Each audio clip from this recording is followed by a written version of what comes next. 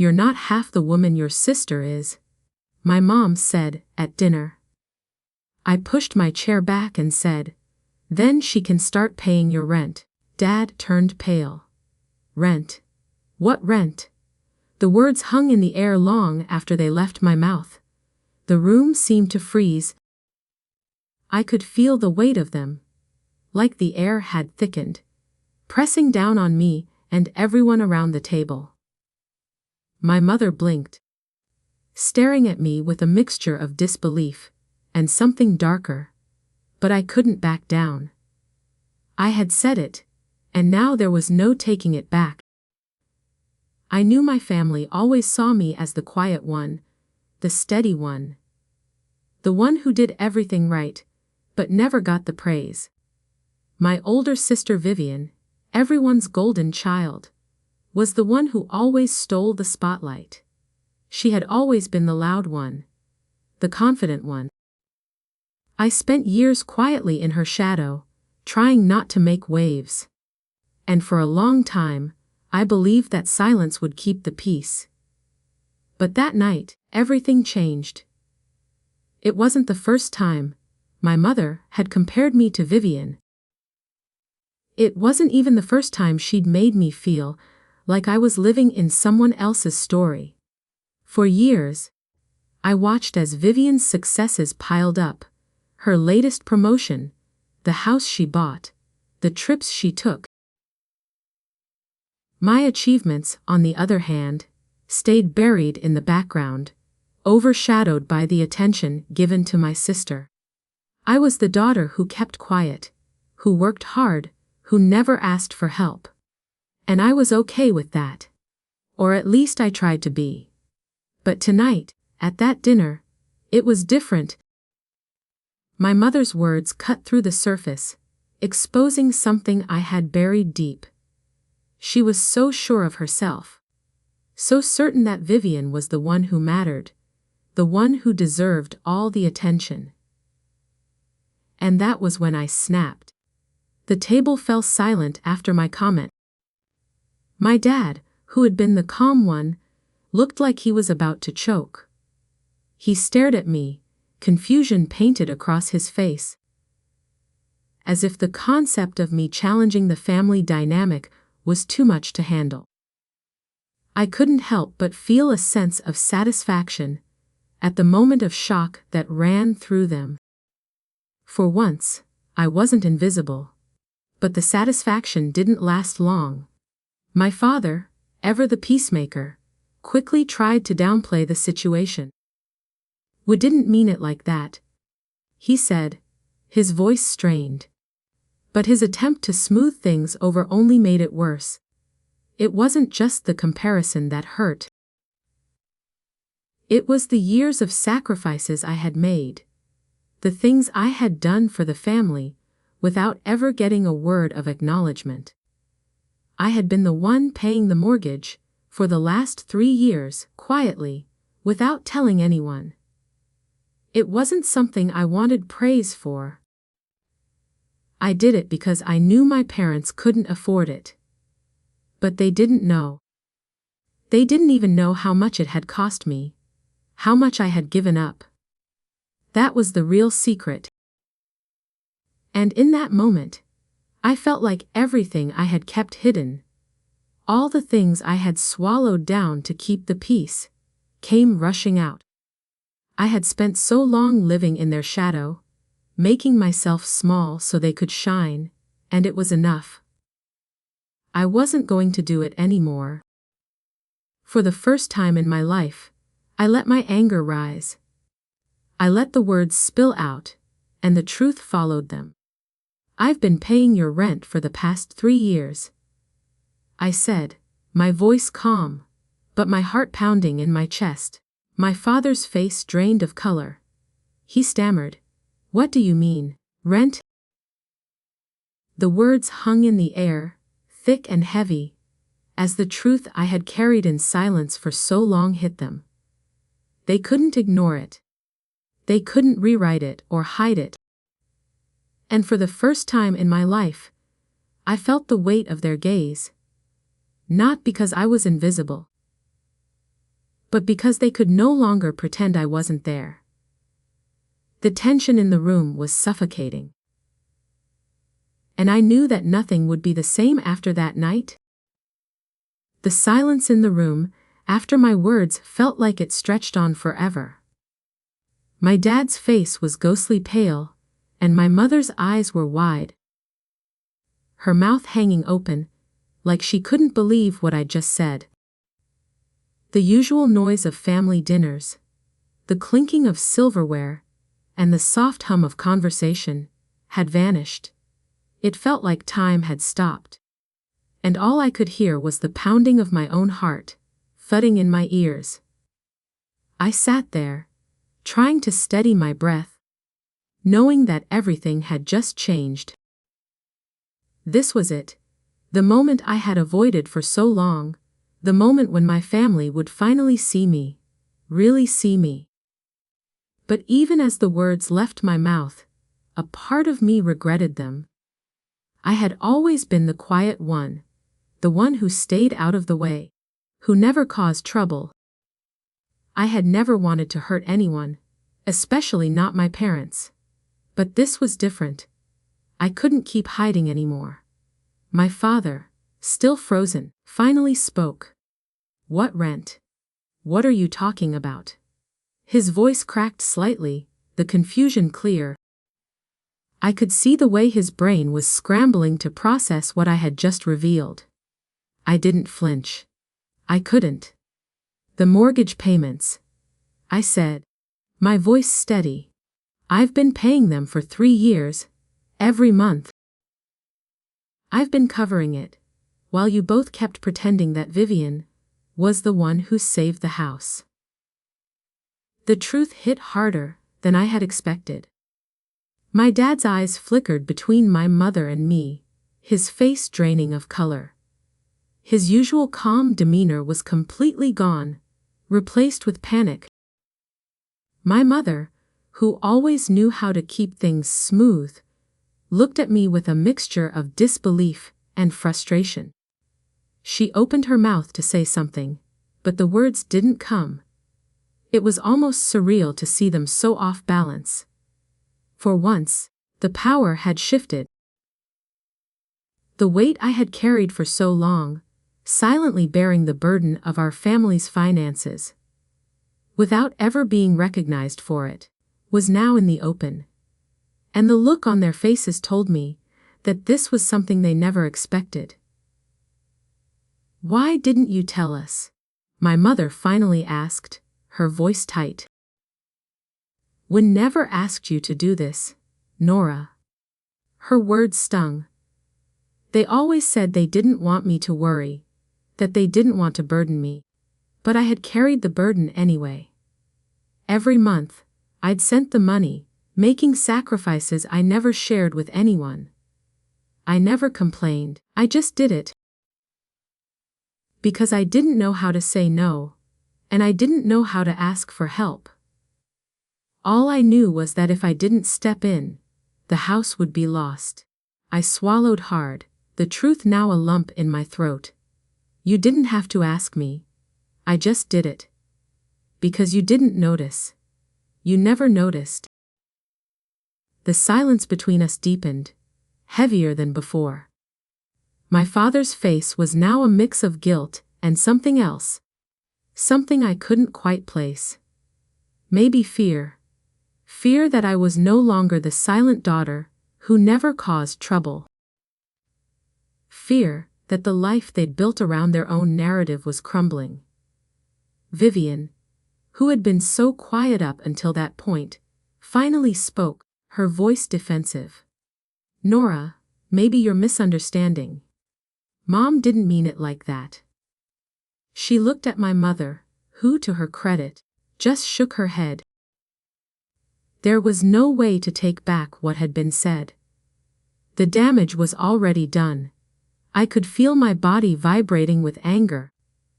But it was different from the anger I'd carried silently for all those years. It wasn't explosive. It wasn't filled with regret or shame. It was the kind of anger that comes with clarity. The kind of anger that comes when you've finally had enough, and you stop holding it in. I'm not misunderstanding, I said, my voice sharper now. I'm telling you the truth. For 3 years, I've been the one paying for this house, not Vivian. The words felt freeing, like lifting a weight I didn't even realize I'd been carrying. My mother opened her mouth to speak, but I cut her off. You don't get to erase me. Not anymore. There was a flicker of something in her eyes, something I couldn't quite identify, before she quickly masked it with the practiced indifference I knew so well. Nora, don't be dramatic, she said, her tone cold and dismissive. Why never asked you to do any of this? You could have come to us. I leaned forward, feeling the heat rise in my chest. You didn't ask, but you never stopped acting like Vivian was the only one who mattered. She wasn't the only one keeping this family together. I've been doing it in silence, and you never even noticed. My father's eyes dropped to the table. He seemed defeated, the words I had spoken taking their toll on him, more than I had anticipated. But he still didn't get it. He still didn't understand. I stood up, pushing my chair back with a force that made it scrape harshly against the floor. The noise echoed in the silence, and it felt like a declaration. I wasn't going to shrink back. Not this time. Then she can start paying your rent, I said again, this time looking directly at my mother. My father's eyes went wide, his mouth moving in silent shock. Rent? What rent? He repeated, his voice barely a whisper. I didn't back down. The mortgage payments, Dad. For 3 years. For a long moment. No one said anything. The tension in the room was unbearable, thick and suffocating. But I wasn't afraid anymore. For the first time in my life, I wasn't afraid to let the truth hang in the air. It was my truth now. And no one could take that from me. The air in the room was thick, still hanging with the tension that had just erupted. My words echoed. But they were quickly buried beneath the heavy silence. My mother's eyes, wide and unblinking, were locked on mine, but there was no apology, no understanding. Just shock. My father, the usually calm one, was staring at his hands, his face pale, as if he was struggling to process what had just happened. I could feel my pulse pounding in my throat, my chest tight. But there was a strange sense of relief that accompanied it. The truth had been said. The truth that had lived in me for so long, quietly simmering, now out in the open. It wasn't just the mortgage payments. It wasn't just the money I had sacrificed, but the years of being invisible in my own family. Of being the second daughter, the one who blended into the background, while Vivian took the stage. But even with that weight lifted, the silence between us felt suffocating. I wanted to say more, to tell them everything. But the words caught in my throat. What was the point? The truth was out there, and yet nothing changed. Not yet. My mother finally broke the silence. You shouldn't have done this, Nora, she said, her voice cold but strained. You're overreacting. We never asked you to. I cut her off, my voice firmer than I expected. You didn't have to ask. You never noticed, did you? You never saw how hard I've worked to hold this family together. You didn't see the sacrifices, the things I gave up. My father looked up, his face a mixture of guilt and confusion. He opened his mouth, but nothing came out. His usual reassuring tone was gone. Instead, there was only a quiet pleading in his eyes, as if he wanted to take it all back, to pretend none of this had ever happened. But it had. It was real. Vivian, who had been silent until now, leaned forward. She looked at me with a faint, almost apologetic smile. Nora, maybe you're misinterpreting everything. I didn't mean to. I didn't know it was such a big deal to you. Her voice was soft, like she was trying to soothe me, but there was a sharp edge beneath it. She was trying to fix this, trying to make it go away, like she always did. But I wasn't going to let her. It's not just you, Vivian, I said, my voice cutting through the thick air. It's always been like this. You, getting all the praise, all the attention, while I kept quiet. While I made sure you had everything you needed. And I never said a word. The room was heavy with the weight of everything unsaid, everything buried. I could feel my heart beating faster. The anger I had kept inside for so long bubbling to the surface. I hadn't realized how much I had kept hidden, how much I had accepted. Until now. My mother shifted uncomfortably in her seat. This isn't the time or place for this, Nora. We don't need to air our dirty laundry in front of everyone. Her voice had a sharp edge now, defensive. She was trying to control the situation, to return things to the way they had been, but it wasn't going to work. Not anymore. I stood up, the scrape of the chair against the hardwood floor, slicing through the tension. The sound was sharp, final. I wasn't going to sit there anymore, pretending like none of this mattered. I'm not here to keep the peace anymore, Mom, I said, my voice steady. I'm not going to stay quiet while you rewrite our history. I'm done. I turned and walked out of the room, feeling their eyes on my back. The door closed behind me, and for the first time in years, I didn't feel like I was disappearing. I didn't feel like I had to make myself smaller.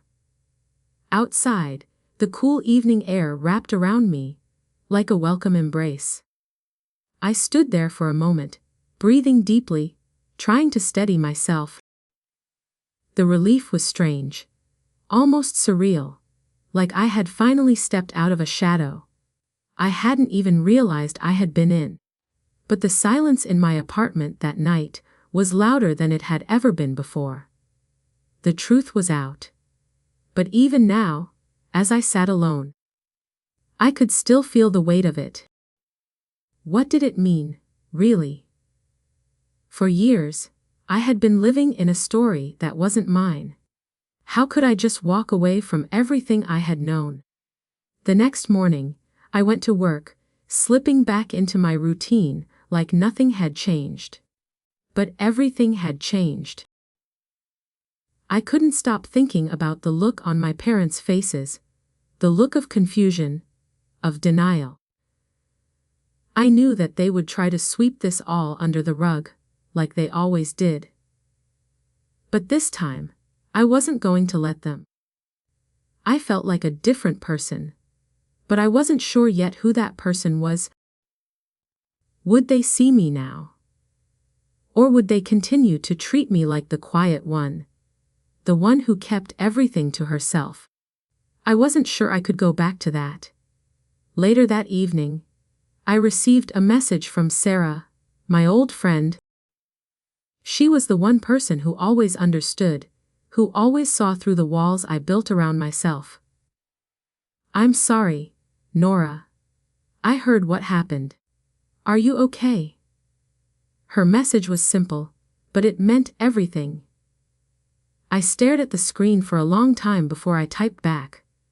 I'm getting there. It's a lot. I didn't know what would happen next. I didn't know if my family would ever truly understand, or if they would continue to rewrite the story to make themselves feel better. But one thing was clear.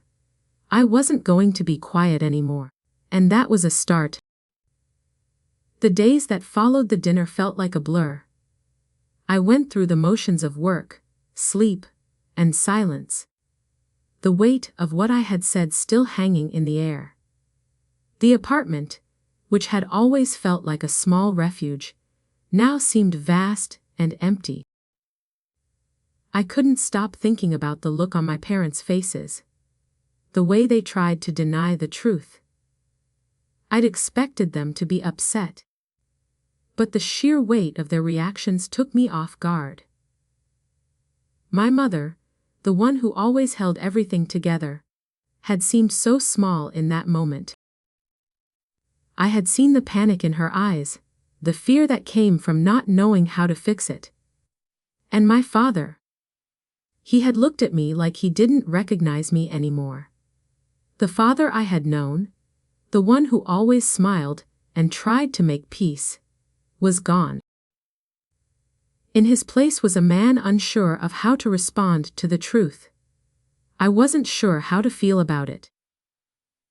There was part of me that wanted to make them understand, to make them see how much I had given.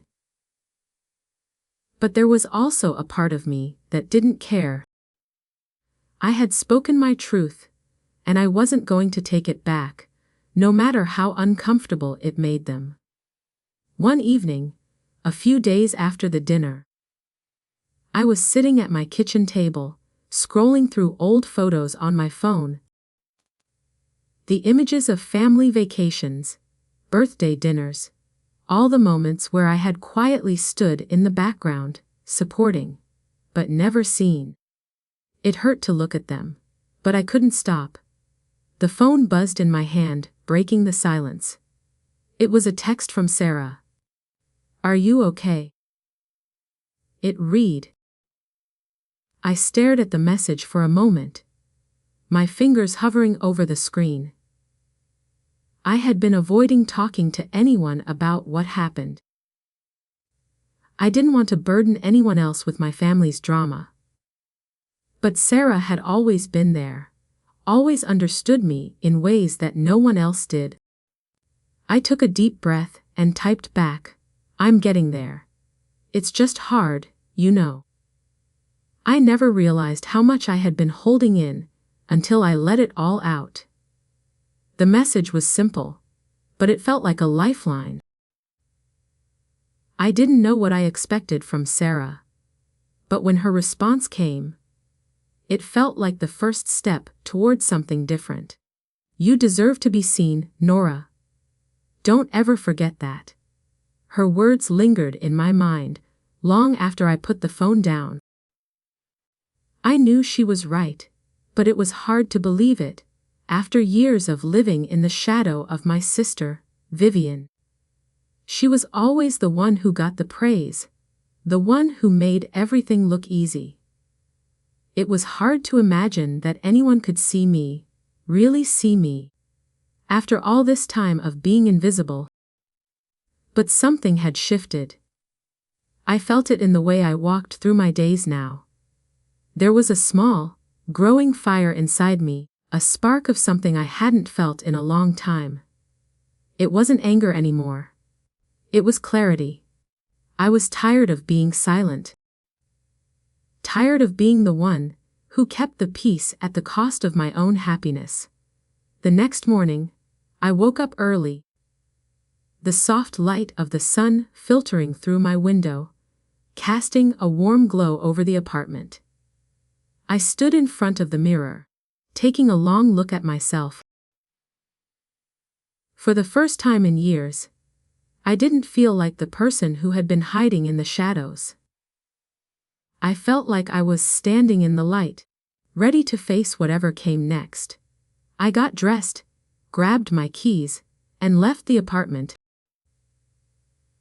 The streets of Portland were quiet that morning, the kind of quiet that made the city feel like it was holding its breath.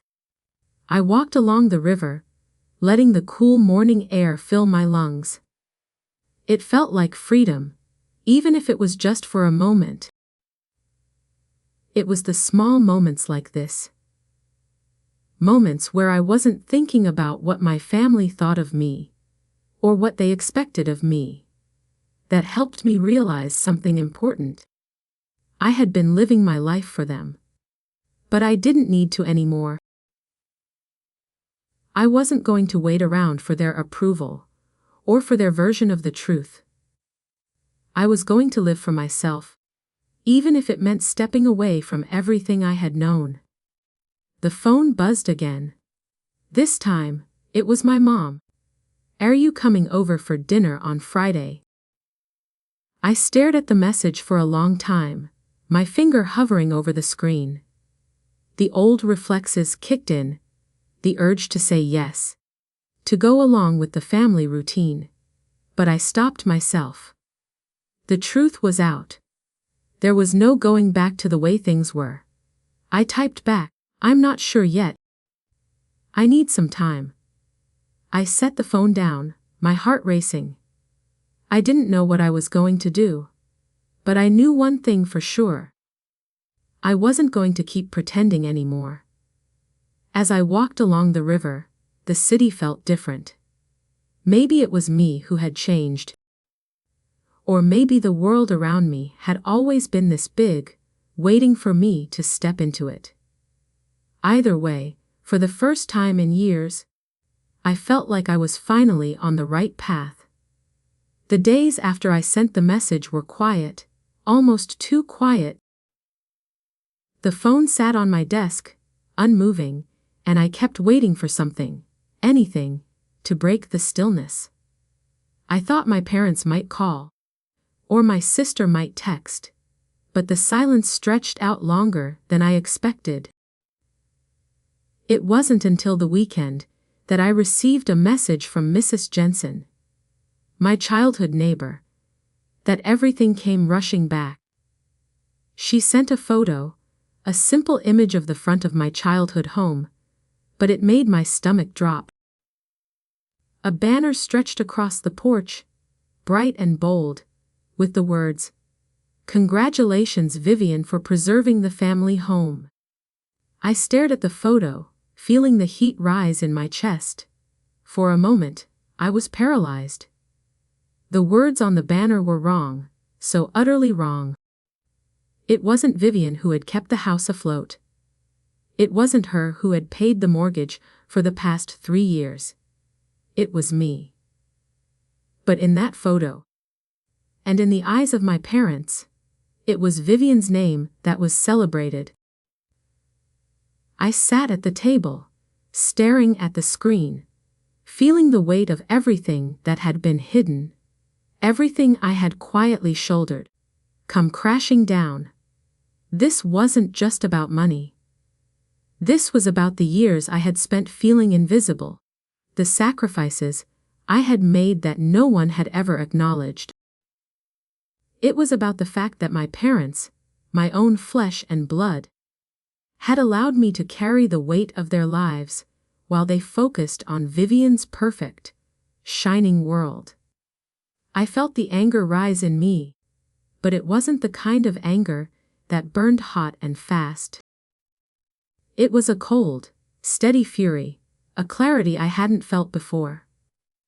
I had lived in the shadows for so long, letting them rewrite the story of my life, but that was over. I closed my phone and stood up. My legs felt weak, but my mind was sharp, clear. I wasn't going to let this go. Not anymore.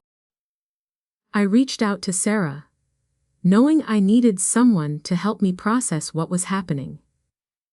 She had always been my anchor. The one person who didn't see me as a quiet, obedient daughter, but as someone who deserved more. Her text came through almost immediately. "You have to speak up. They need to know the truth." The truth. It was a simple word, but it had the power to shatter everything. I didn't just need to expose what had happened. I needed to take control of my own story. Later that day, I went to my parents' house. I wasn't sure what I was going to say, or how they would react. But I knew I couldn't stay quiet. I couldn't let them erase me any longer. I arrived to an eerily quiet house. My father was sitting in the living room, flipping through a magazine. My mother was in the kitchen, the smell of roast chicken filling the air. It felt like any other Sunday, except it wasn't. I wasn't the same person who had walked out of that dinner last week. I wasn't the same daughter who had stayed silent for years. Mom, I called as I stepped into the kitchen. We need to talk. She looked up, startled. About what, dear? I took a deep breath, feeling the weight of the conversation that was about to unfold. About the house. About everything. She set down the knife she was holding, her face a mask of confusion. Nora, I don't think this is the time. I've been paying the mortgage, Mom. I interrupted, my voice steady. For 3 years. Every month. Not Vivian. Me. She blinked, her eyes wide in disbelief. What do you mean, you've been paying the mortgage? Her voice wavered, but I could hear the underlying panic in it. I've been paying the bills. I repeated. Every month. And I never said a word, because I didn't want to burden you. But now I see it. I see the way you've erased me from this story. You've made it about Vivian, but it wasn't her who kept the house. It was me. Her face flushed, and I could see her trying to form words. But they wouldn't come. I wasn't sure if it was guilt, embarrassment, or something else entirely, but whatever it was real. And it was clear she hadn't expected this conversation. I pressed on, not letting her interrupt me this time. I've been sacrificing my savings, my future. And you never saw it, you never appreciated it. You just kept lifting Vivian up, while I quietly paid for this house, keeping everything together, because you couldn't. And now, you've made her the hero. And I'm done pretending it's okay. The silence between us was heavy, suffocating. She didn't speak for a long time, her eyes flickering between me and the floor. I wasn't sure what I expected her to say. I didn't think an apology would fix anything, but part of me wanted to hear it. Finally, my father spoke from the living room, his voice hesitant. Nora, we didn't mean to. I'm not asking for an apology. I cut him off, turning toward him. I'm asking for the truth. You can't keep pretending Vivian did this alone. You can't rewrite my story. My father's face was pale, and for a moment, he seemed smaller. Like the weight of my words had collapsed the man I had always seen as steady and unshakable. I walked out without saying another word. I didn't need to. The truth had been spoken, and I knew it had changed everything. As I left their house, I felt lighter. But there was still something gnawing at me. I wasn't sure how my parents would react to this revelation, or if they would ever fully understand. But for the first time in my life, I wasn't afraid of their disappointment. I had finally stopped being invisible. The truth was out, and now I had to face whatever came next. The evening of the family appreciation dinner arrived much sooner than I had anticipated. I had been dreading it, feeling the weight of the decision to attend, or not attend, heavy on my chest. Part of me wanted to walk away entirely, to let the past stay buried. But I knew I couldn't. I had to confront this head on, no matter how much it hurt. It wasn't just about the house anymore. It wasn't even about the money. It was about being seen. Finally, I had spent so many years shrinking into the background, letting my family tell my story for me, letting them define me by their rules. I couldn't do that anymore. And yet, as I walked into the restaurant, I felt that old familiar tension rise in my chest. The atmosphere was what you would expect from a formal family dinner. Dim lighting, soft music playing in the background, the clinking of glasses, and voices murmuring over the soft clatter of silverware. Everything seemed perfectly normal, almost too perfect. It looked like a celebration. It smelled like one too. But I knew better. I hesitated by the entrance, watching through the glass windows, as my parents and Vivian stood in a circle, surrounded by relatives I hadn't seen in years. Vivian was dressed in an emerald green dress, her smile radiant, her presence commanding the room as always. She was the one everyone was gathered around, the one everyone was praising. She looked like she belonged in the spotlight, like the evening was hers to own. But this time, I wasn't going to stand quietly in the shadows. I wasn't going to let them rewrite the truth. Not anymore. I took a deep breath, pushed the door open, and stepped inside. The moment I did, the conversation quieted. It was as if my presence was an interruption, as if they hadn't expected me to show up. My father's eyes met mine, and I saw a flicker of surprise, maybe even a hint of guilt. He was standing there, smiling that tired, strained smile of his, the one he always wore when he was trying to smooth things over. Vivian's gaze shifted from my parents to me, her smile faltering for just a second before it returned, tight and forced. "Ah, Nora!" my mother exclaimed, her voice a little too high-pitched. "You made it. We're so glad you're here." I could tell she was trying to keep things light, trying to pretend like nothing had happened. But the tension in the air was palpable, a silent understanding passing between us, that nothing was as it seemed. I nodded, offering a smile that didn't quite reach my eyes. "I'm glad to be here," I said, the words feeling hollow as they left my mouth. The dinner began, and the conversation flowed in predictable patterns. Vivian's recent accomplishments, my mother's praise of her, amazing work ethic, my father chiming in with his usual admiration for her. They didn't even look at me when they spoke. It was as if I wasn't even there, just a ghost sitting at the table. But I was there. I was real. And tonight, they were going to see me. They were going to hear me. The slideshow started just after the main course. A projector flickered to life, casting images on the wall. Vivian's smiling face appeared first, followed by photos of her with my parents. Her success stories, her trips. The captions praised her for saving the family home, for being the one who kept everything together. It was the same story they had been telling all along, the same narrative they had rewritten to fit their needs. I clenched my fists under the table, my nails digging into my palms. The anger I had suppressed for so long was bubbling up again, but this time, it was different. It wasn't the blind rage of someone who had been overlooked.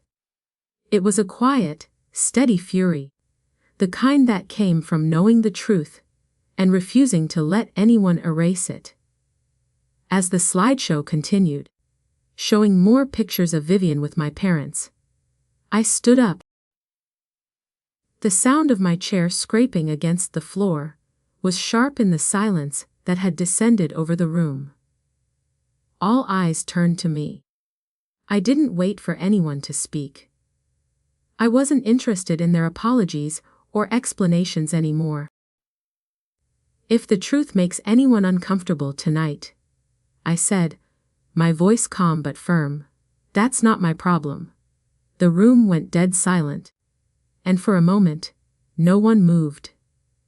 My father's face was a mask of shock, his mouth slightly open like he was trying to find the words to respond, but none came. Vivian's smile faltered completely now, replaced by a look of confusion. My mother, on the other hand, looked like she was about to collapse. I walked toward the projector, my feet feeling heavier with every step. I reached for the remote and clicked through the slides, revealing a bar chart I had prepared. The numbers were simple, clear, undeniable. The payments I had made for the last 3 years. Each slide displayed a different month, a different amount. There it was, proof of what I had done, what no one had noticed until now. For the last 3 years, I continued, my voice steady. I've been paying the mortgage. Not Vivian. Me. I've been the one holding this family together. I've been the one making sure the house didn't fall apart. I looked at my parents, my gaze unwavering. And you rewrote the story. You let Vivian take all the credit, while I did the hard work. And I'm done with that. I'm done being invisible. The room was dead silent. I could hear my heart pounding in my ears, but I didn't care. I had said it. I had finally said it. The truth was on the screen now, laid out for everyone to see. There was no denying it. No pretending it hadn't happened. I turned away from the projector, looking at my parents. They were both staring at me, wide-eyed, as if they couldn't believe what they were seeing. My father opened his mouth to speak, but the words never came. I didn't need to hear them. I don't need you to apologize, I said quietly, but firmly. I just want the truth to be seen. I walked out of the room then, the weight of my words still hanging in the air. For the first time in my life, I felt like I had taken control of my own story. And that was enough. I left the restaurant feeling a strange mixture of liberation and emptiness. I had done it. I had finally shown them the truth. The truth that had been buried beneath years of silence and unacknowledged sacrifice. But as I walked away from that dinner, there was no triumph in my step. No overwhelming sense of victory. There was only the sharp, aching weight of what I had done and what it meant. Outside, the cold Seattle air wrapped around me like a blanket. But it didn't ease the tension that had coiled itself tightly in my chest. I walked for what felt like hours, not really paying attention to where I was going, just needing to move. To feel the ground beneath my feet. My mind kept racing, replaying the looks on my parents' faces, Vivian's expression as the truth unfolded. They hadn't expected that. But that wasn't what haunted me. It was the silence that followed. When I finally made my way back to my apartment, I felt the emptiness settle in deeper. I stood at my window, staring out at the city lights that flickered like 1,000 little stories, each one spinning out of reach. I had made a choice tonight, but I wasn't sure if it had made things better or worse. The next few days dragged on. I threw myself into my work, trying to drown out the unsettling quiet that had settled over me. I knew my parents hadn't reached out to me, not yet. It was what I expected, of course. The aftermath of something like that, something so raw, would take time to process. But I couldn't shake the feeling that, in their eyes, I was now someone different. A stranger. Someone who had pushed them into a corner. Who had forced them to see the truth they had been avoiding. And then came the message. It was from Sarah. She told me that my parents had reached out to her, asking her to make amends, to help them repair the damage.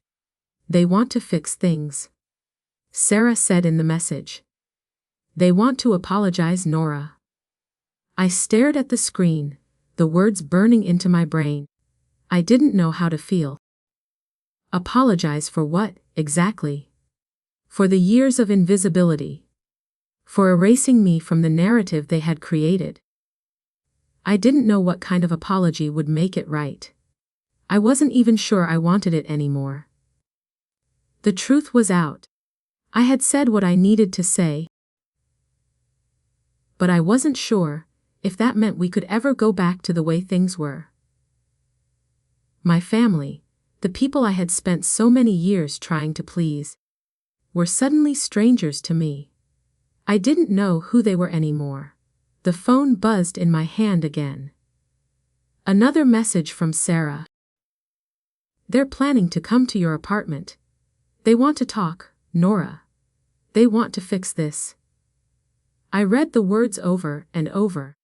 Part of me wanted to ignore it. To walk away and never look back. But I couldn't. Not when the choice was already made. When my parents showed up at my door that evening, they looked different. My mother's eyes were red, like she had been crying. And my father's posture was slumped, like the weight of the conversation we were about to have was already bearing down on him. They had always been the strong ones, the ones who held everything together.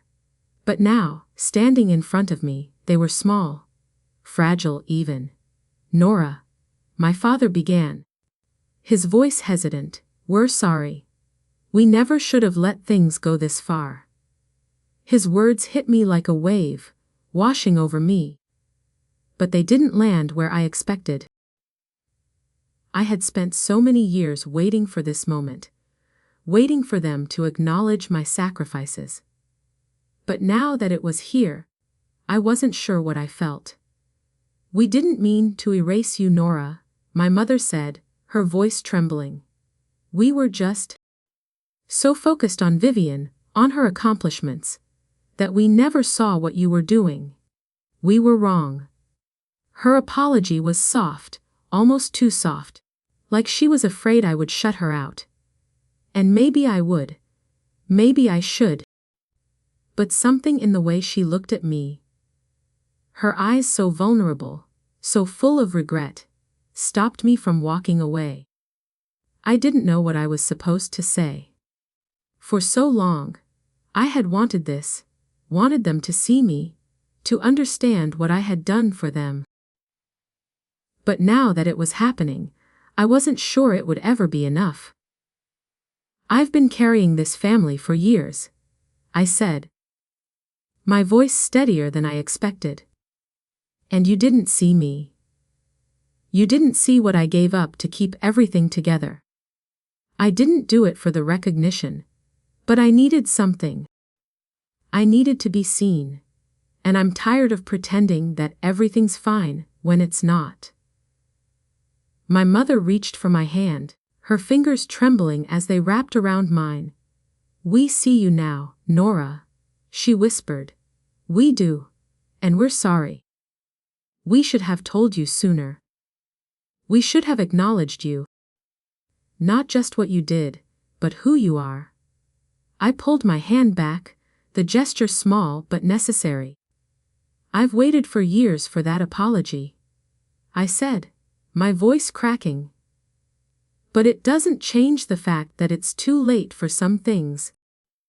They fell silent then, and for a moment, I wasn't sure if they had heard me. My father finally spoke again, his voice quiet. We can't undo what's been done, Nora. But we want to make things right. We want to be a family again. I looked at them, at the people who had once been my entire world, and realized something. Maybe it wasn't about fixing everything. Maybe it was about finding the truth in what we had. Acknowledging the past, and then moving forward, together, or apart, depending on what was left to salvage. I don't know if I can forgive you yet, I said, my voice steady despite the tears that burned behind my eyes. But I'm willing to try. I just need time. They nodded, understanding the weight of what I was saying. The truth had changed everything. But it didn't have to be the end. It could be a beginning. For all of us. And for the first time in a long time, I believed that. A few weeks passed since that night. And life seemed to be moving forward in ways I hadn't expected. The silence between me and my parents had been filled with attempts at understanding, small gestures of reconciliation that, while meaningful, didn't feel like the immediate fix I once thought they would. My mother had reached out a few times, each time with a gentle apology, a word of regret, a quiet promise that they wanted to make things right. My father, ever the quiet one, had stayed mostly silent, but I could tell he was processing everything in his own way. There was a part of me that felt relief, but another part, one that I hadn't fully come to terms with, felt like I was caught between two versions of myself. The one who had spent years holding things together, quietly playing the role of the invisible daughter, and the one who had stepped forward, spoken her truth, and demanded to be seen. It wasn't an easy transition. Every time my mother called, I wondered if this would be the conversation, where everything would finally break open. Would we finally understand each other? Would I be able to forgive them for the years I had spent unseen? Or would I end up walking away from everything, realizing that some relationships are too broken to fix?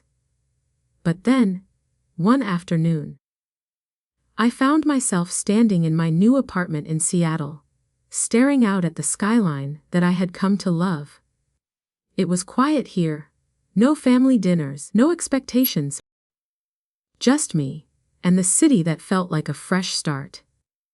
I had left Portland behind, not in anger, but because I needed to. I needed to be away from the place where I had always been someone else's story. It had been a few months since I left my parents' house that night, and I was starting to realize something. I didn't need their approval. Not anymore. I didn't need them to validate me, to tell me I was worthy of being seen. What I needed was to build my own life, free of the expectations they had always placed on me. I had started running along the river in the mornings. Something I never would have done back when I was stuck in the routine of family dinners and silent sacrifices. There was something liberating about it, the rhythm of my feet on the pavement, the cool morning air in my lungs. It was a small thing, but it felt like freedom. Like I was finally doing something for me. The change wasn't dramatic at first. It was the little things, like joining a cooking class at the community center, where I could laugh with people who didn't know my family's history. It was the quiet mornings, the evenings spent reading in my apartment, or just walking around the city, taking in the sights and sounds, knowing that I had built this life for myself. And then, one day, I received a message. It was from my mother. She had asked if I would meet her for coffee. I hadn't seen her in person since the dinner, since everything had changed. I wasn't sure how I felt about seeing her again, but I agreed. I wasn't the same person who had walked away that night. I had grown since then, and I knew I had to face whatever came next. When we met, my mother looked smaller, more fragile than I remembered. She had always been the strong one, the one who held everything together. But now she seemed uncertain, as if the weight of the past few months had taken its toll on her. We sat in a small cafe, the soft murmur of conversation around us, and for a moment, neither of us spoke. Then, She took a deep breath and looked at me, her eyes filled with regret. I've thought a lot about what happened, Nora, she said softly. About everything. I realize now that I've made so many mistakes. I didn't see you. I didn't see what you were doing, what you were giving up. And I'm sorry.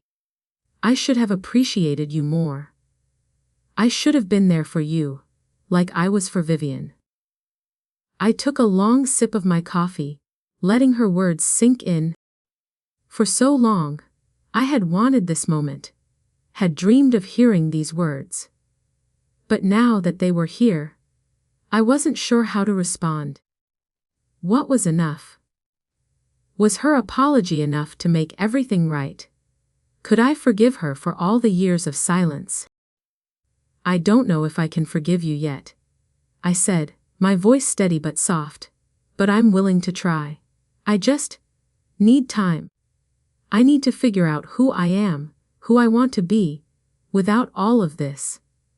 Without always having to play a part in someone else's story. She nodded, tears welling in her eyes. I understand, Nora. I do. I just want you to know that I'm here. I'm not perfect, but I'm trying. And I hope one day you'll be able to forgive me. It was the first honest conversation we had ever had. And while it didn't erase the pain, or the years of feeling invisible, it was a start. As I walked back to my apartment, I felt lighter. The weight of the past wasn't gone, but I wasn't carrying it alone anymore. I had spoken my truth, and my family had heard it. It wasn't about perfect resolutions or easy fixes. It was about allowing myself to step into the light, to stop disappearing for the sake of others. The road ahead was still uncertain.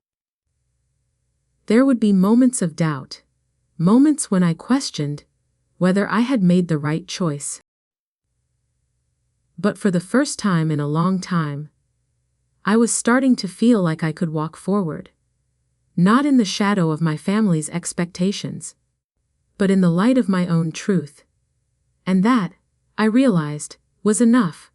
I didn't need them to rewrite my story. I was writing it myself.